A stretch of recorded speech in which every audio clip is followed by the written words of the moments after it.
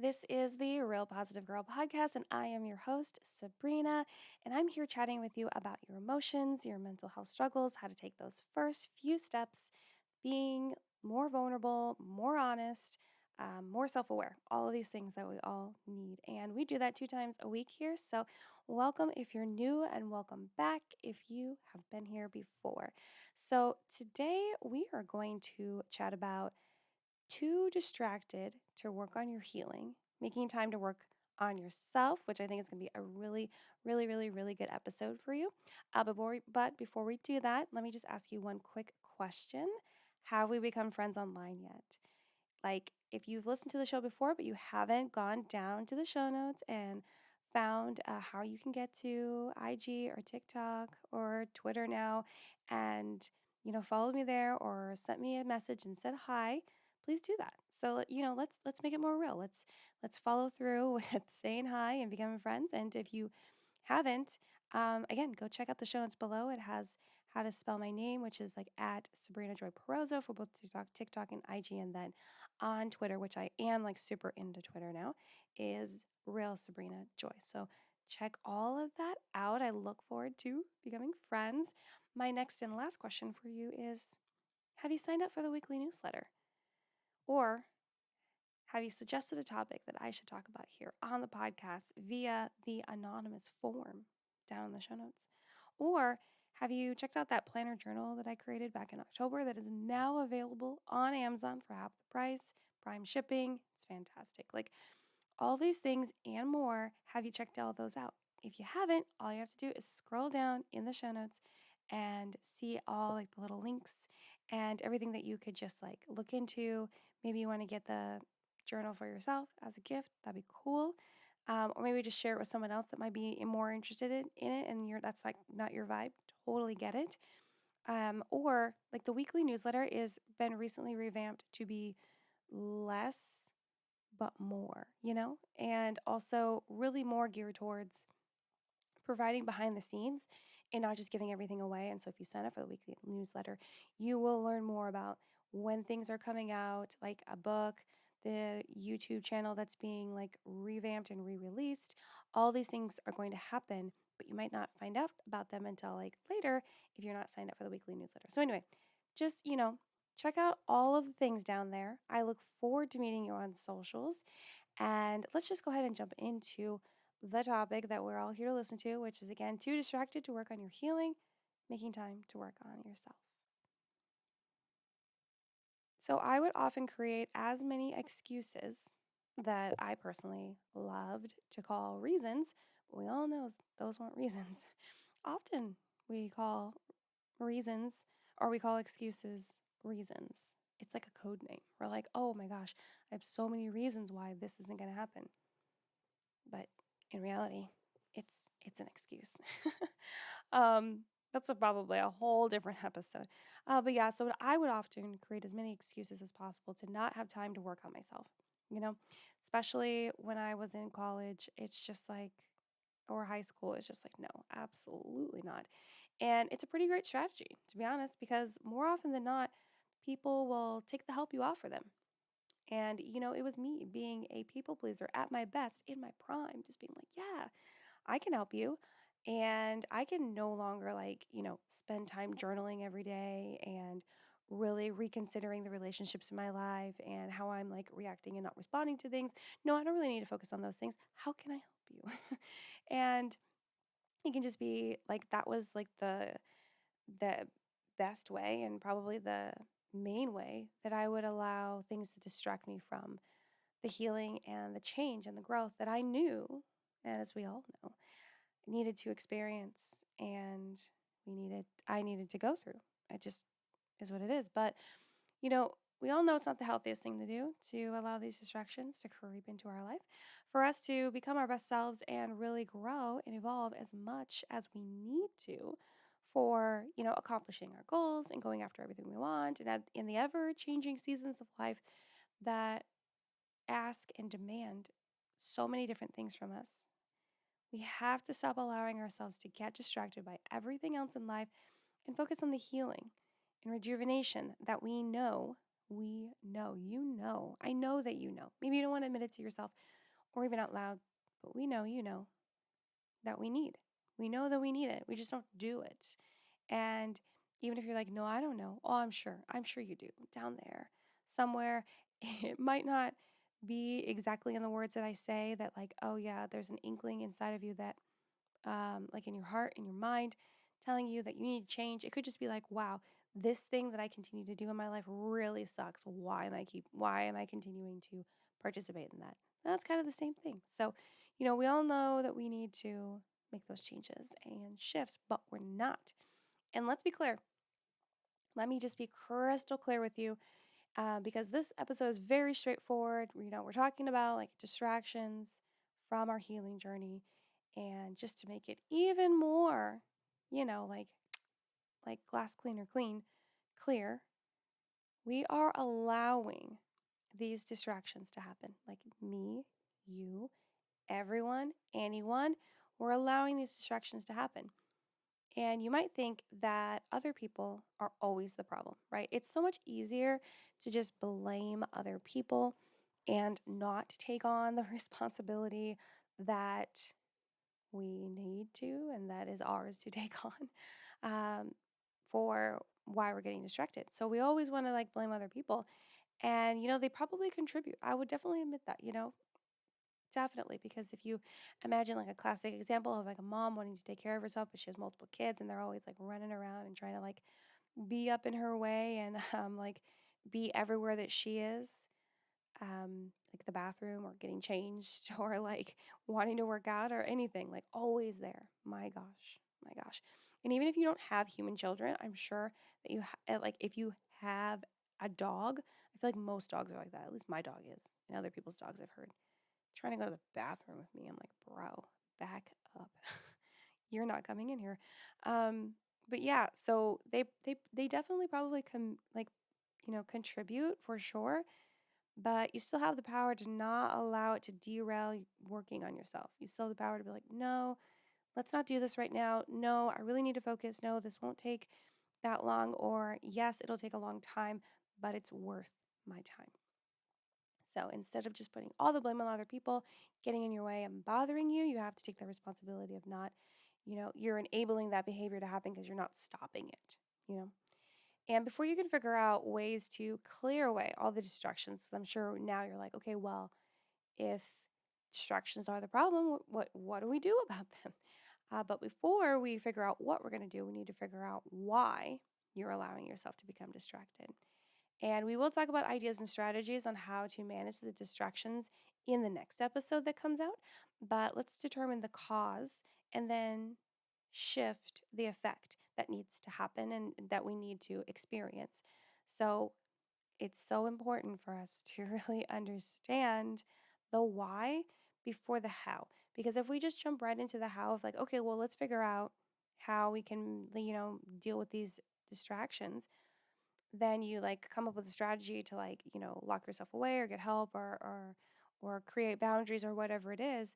But if you haven't taken the time to figure out like why, then you might easily slip back into the pattern and behaviors of allowing these distractions to get in your way because you didn't really address like how you're getting there. You're just like trying to fix the problem without even really seeing the full blueprint of the whole stitch. You know what I mean? Yeah, I think you do. So here are 5 reasons you're allowing distractions to get in the way of your healing. It's a long title. It really is.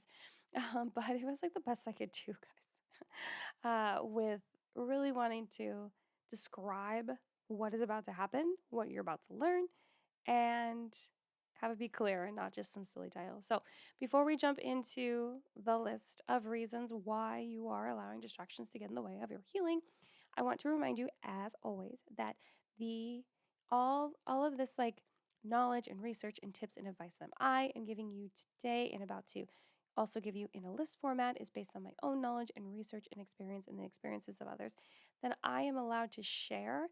And if you listen to this and you find that it does not align with what you think is contributing to you allowing distractions in your life, then That's totally fine. Like, absolutely. I just encourage you to seek out a therapist or a counselor and get that one on one time to align together and figure out what would be a better like explanation on why you're allowing distractions in your life. If you don't like that, I, as always, will encourage you to go over to our best friend, Google, just saying it all together. I'm imagining that we're all saying it together. Google is our best friend.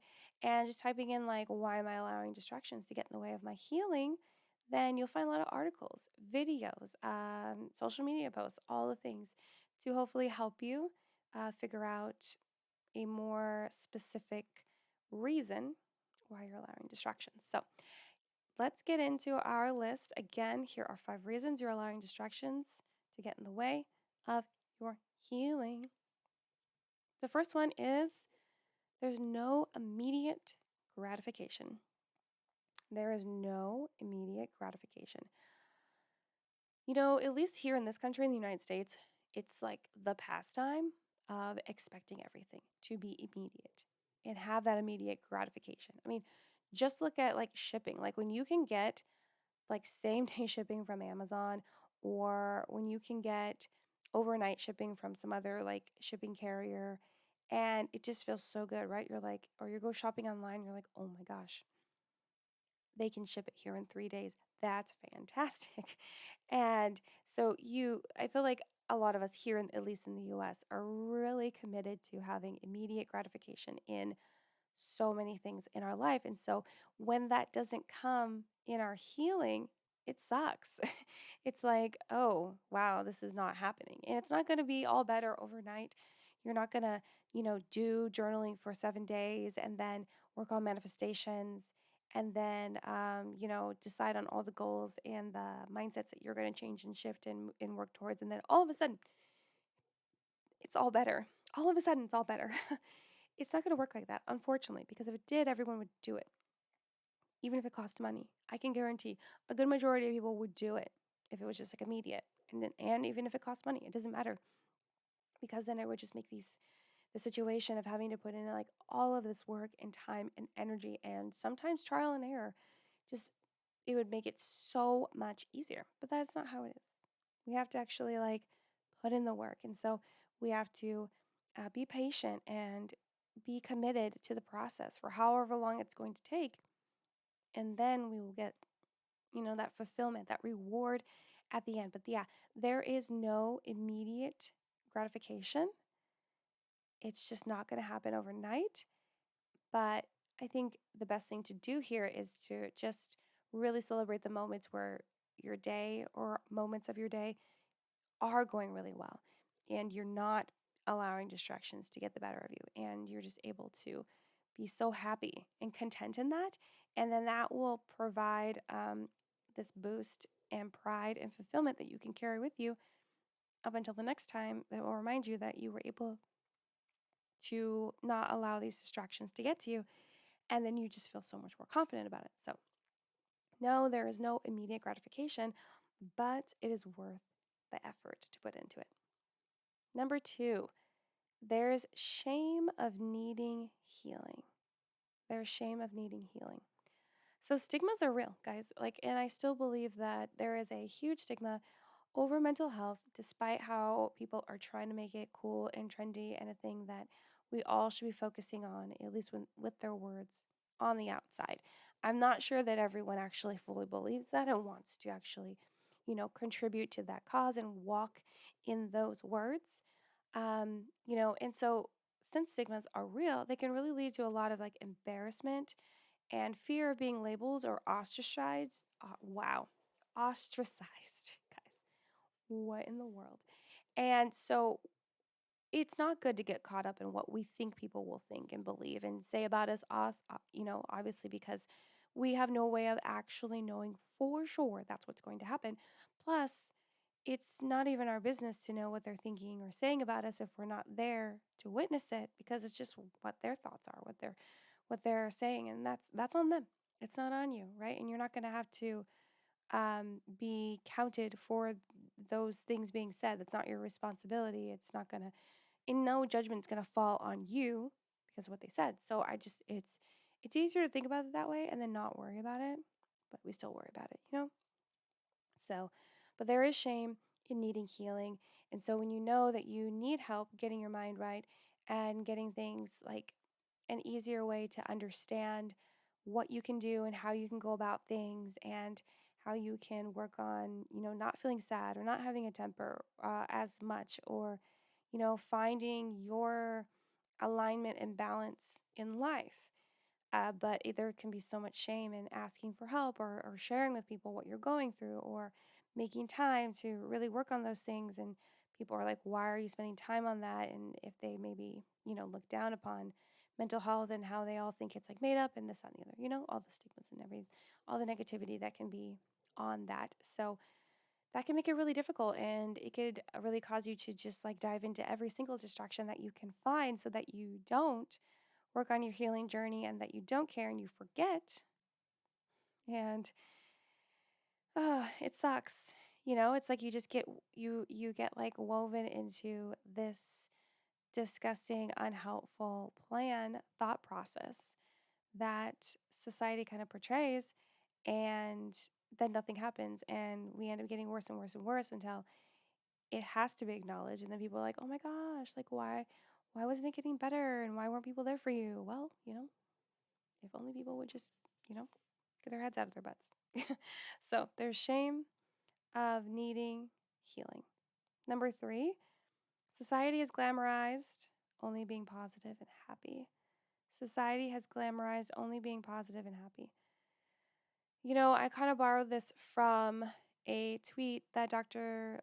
Nicole LePere was talking about when I talked about self abandonment in the previous episode, where I believe it was her. She was talking about how it's just like society has glamorized the idea of putting ourselves last and not working on ourselves. And I feel the same is for how society expects people to present themselves and how they are represented.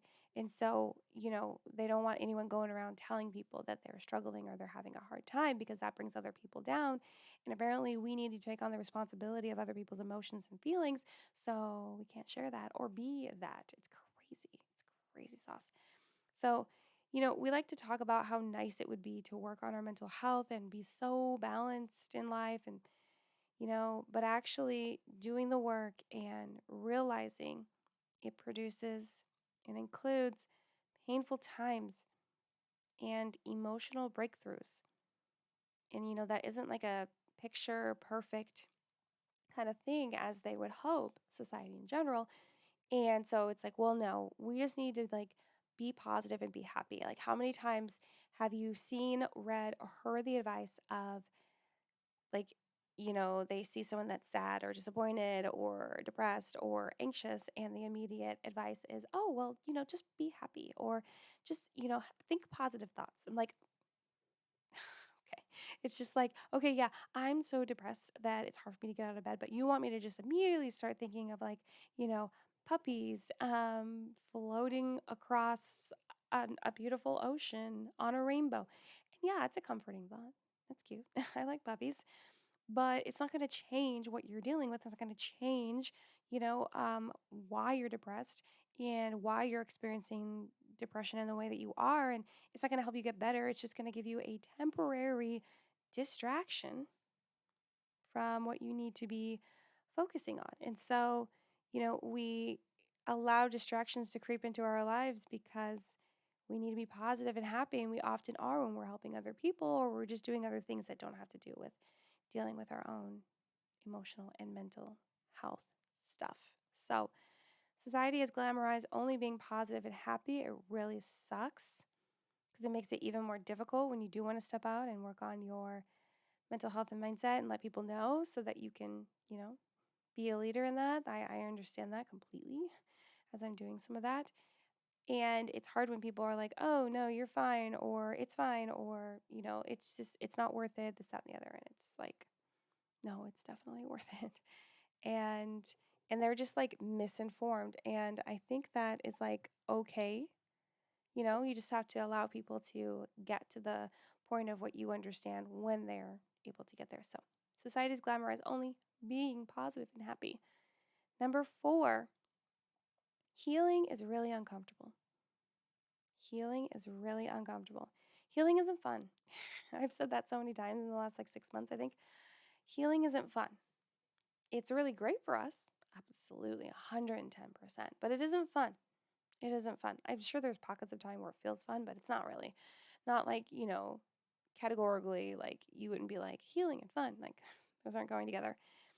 And, because it can bring up like old thoughts, old mindsets, old feelings, right? Maybe even experiences we chose to hide away or try to force ourselves to forget because it was just too much at the time. It's just like heavy baggage. We're like trying to say goodbye to it. And then it rounds back to us when we're actually trying to work on our mental health because we didn't actually deal with it. We didn't actually make any strides. We didn't actually address it at all. We just put it in a box and sent it away, right? Return to sender. Return to sender. Would it be nice if we could actually, like, for annoying things, just be like, oh, return to sender. Return to sender. I don't want this. But yeah, so, it just all of those things make healing not fun, make it really, really uncomfortable to go through. And it's messy, the messiest. But it's worth it to have the freedom that is available to us on the other side of these struggles, of no longer having these things weigh us down or kind of like creep on us as if it's like a ghost from our past. That's how I characterize it in my mind. And, the imagery in my mind is crazy, guys. If only you knew. But yeah, so healing is really uncomfortable. And that is a prime reason for us to lean into distractions because once you start doing it and it gets really uncomfortable, you're like, I want to do something else. I'll come back to it. You don't come back to it. Or you are engaged in it and maybe you're like halfway through, but then someone like is like, oh, hey, why don't you take a break? Just like, be distracted this one time and then you are. And then that turns into a habit of becoming distracted. And then, it kind of feels like a lot of that work that you did was all for nothing because you've kind of resorted back to where you were originally, but it's still there. If you still worked hard, it's still there. You can still, power through, but it's not fun. It's really uncomfortable. Healing is really uncomfortable, but it's worth it. Every single moment of it. Okay, number 5. Wow. See, this is a quicker episode because, like I said, it's very clear, cut and dry, like, important to talk about, but very like these are the things. Here you go, right? So number 5 is you lack support. You lack support. So people, people get like offended about what's the other word I'm looking for? Defensive. I'm using that word a lot lately. People get offended and defensive about things, all the things these days. It's like a trend. Like being offended about something, it's a trend, for sure. And it's so dumb because it's like, can't people say anything anymore? And I don't know. It's really, I feel like it's a really insecure moment when people decide to be offended about something that is just really kind of like ridiculous. Anyway, I don't need to go off on that tangent. But so when you lack support, though, um, people like, where was I going with that? Oh, okay. So you lack support, which is a reason to become distracted and not want to work on your mental health. And I recently saw this happen, actually, kind of in a way, where I was sharing a video on Facebook about how you can't rely on just one person, right? And if you listen to the podcast, you know that I did an episode about that just a few episodes back, and I shared like a clip on Facebook of not the podcast, but literally just a short clip of me just kind of like sharing a thought and idea from the show from that episode. I often do that since I don't really have like my whole filming, editing, uploading situation happening. It'd be really nice when I can do that and actually share like shots from the podcast, but not yet. So right now I just kind of make like a quick recap, I would call it video, where I'm just like recapping an idea of something that I spoke about in the podcast. So I did that. And then someone had posted a comment where they were like, yeah, but sometimes, but not everyone has that person, and they're talking about how they only have their husband and how that's just the way it has to be. And I responded very like, you can go look at it; it's still there. I didn't delete anything. Um, as far as I know, it's still there. But I responded very respectfully, and I was like, yeah, I used to be where you are, but now I figured out that you can't just rely on your spouse. It can become a lot of a burden, whether you can see it or not. They might not tell you until it's just way too much, and how it's important for us to realize that when we become adults, it can be really difficult to make friends, as most of us know. But I believe it's because, we don't, we see ourselves less worthy than maybe other people in the world. And often people will see us how we see ourselves.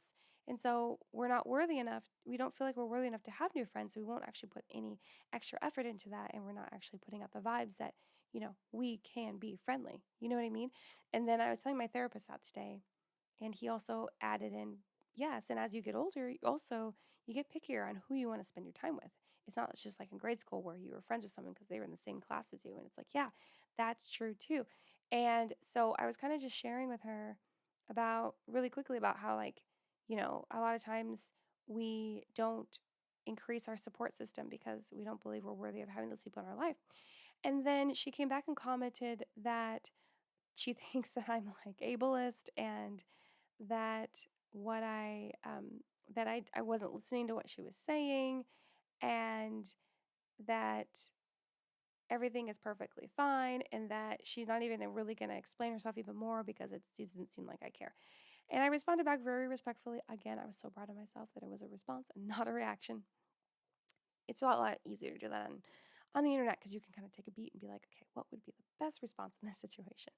But I just like let her know. I was like, you know what?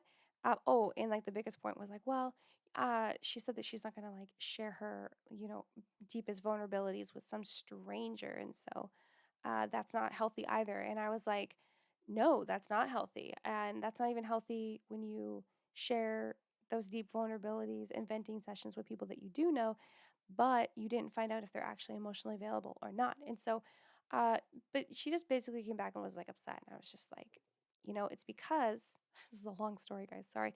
It was because she just decided to immediately become defensive because I was saying that the way that she is living her life right now could be better if you put the effort in, right? And this is how it's appearing to me because it's in text and I don't know her. And so it's just me like trying to read into the situation, but not really knowing. So I'm admitting that, like, I don't really know because she hasn't responded back, and I assume that she won't. I assume that she probably unfollowed me too. I don't know. But it's just like she immediately went into defensive mode because I was questioning the way that she's living her life. And she thinks that she has enough support. And I even told her, I was like, well, I'm really glad that, you and your spouse are fine. You don't feel burdened by sharing and leaning on each other for your problems and only being the people in your life to do that, but that having only one person to lean on is not a support system. It's not a system. A system has to have multiple people that you're leaning on, right? And so I guess that was probably the one, like, snippy comment. But I said it really nicely, I promise.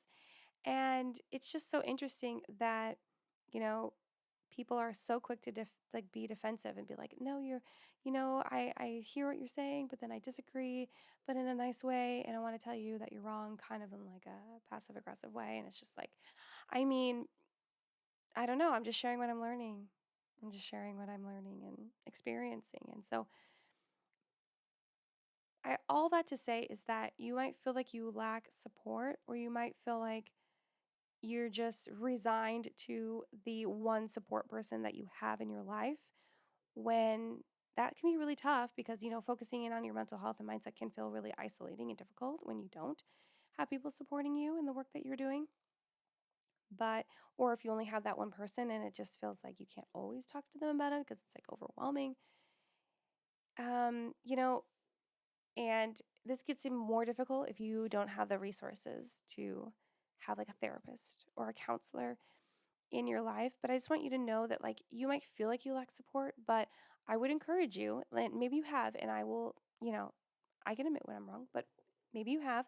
But if you haven't actually thoroughly gone through everyone in your life that you don't mind being around, that you might be able to talk to and have support in, and even just like an accountability buddy that you like check in with each other about like goals, intentions for the week, that kind of thing, or like an online community or whatever, if you haven't sought out every corner, then there's probably still possibilities and opportunities for you to get the support that you need so that you don't allow distractions to get in the way of you healing.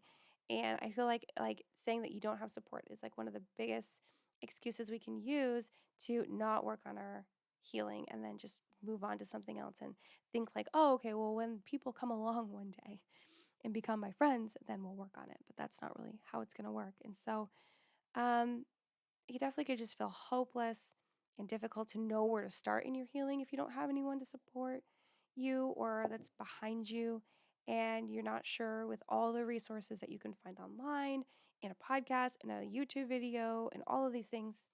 It can be really difficult.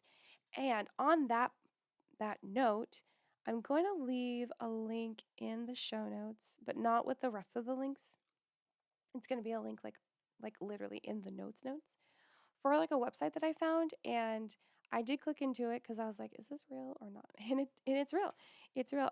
So this website that I found online, it's at onlinetherapy.com. Great. That is like a great domain to own. And it just kind of gives like a list of like um, free online therapy chats. And it's actually updated to this year. So, and then like the last update they made was like last month in February. So it has 5 choices. Like the top one is just basically where you can go on and get like a free trial of therapy and then find a licensed therapist that could help you and maybe find one that you could afford. And then there's other options that you can do on this website where you can get like just peer support where people are like volunteer listeners like all over the world via like a chat forum or like a private chat with members, and that can be really helpful because if you really just need to vent and share like what you're struggling with and you don't and you don't mind doing that with someone that is there to actually actively listen and isn't necessarily a therapist, that could be really helpful too. There is the next resource on this website talking about like a best you can get like an assessment, and then they um oh, and you can choose your type of like support system, whether it's a volunteer or online therapy or relationship counseling or like whatever you need. There's also one for like just emotional support with counselors or like anonymous people, just for you to, you know, have someone to talk to online. And that one says it's available 24/7. That's cool. And then the last one is like, it's called Talk with Strangers. And that apparently that's the best one for being anonymous because it's really just chat rooms where everyone can remain anonymous and they can like talk to people online and you don't even have to create an account and you can connect with people all over the world and just share what you're going through and kind of just have like that community support and ability to like vent and get off your chest what you're going through and what you're struggling with and maybe get someone else's take and perspective on that and then feel better because you actually were able to share the struggles and things that you're dealing with. So I will leave the website link for you to probably copy and paste the way that like most um, podcatchers are set up. And you can, or you might be able to like tap it and click it. So either way, and then you can check that out if that's something that you need, if that's a resource, if you do feel like you lack support and you're not really in the space right now to examine every corner of your life to see who else would be left for support or who would be willing that you just haven't asked, you can check out some of these things. I think that would be really great. So any way that I can help is like, that's why I'm here, guys, to help, to find ways to help. So, but that's it. That's the whole list of the 5 reasons that you're allowing distractions to get in the way of your healing. And like I said earlier, the next episode, we will talk about what to do about these distractions that continue to pop up in our life that we allow to distract us from our healing and everything that we need to be focusing on and doing. And that's it. So thank you so much for listening to the Real Positive Girl podcast. Again, with me, Sabrina. I'm so glad that you're here. I appreciate every single one of you for listening and downloading and sharing the show and supporting me financially or just by word of mouth. And you guys are absolutely amazing. So until next time, have a good one, and I will see y'all next time. Bye.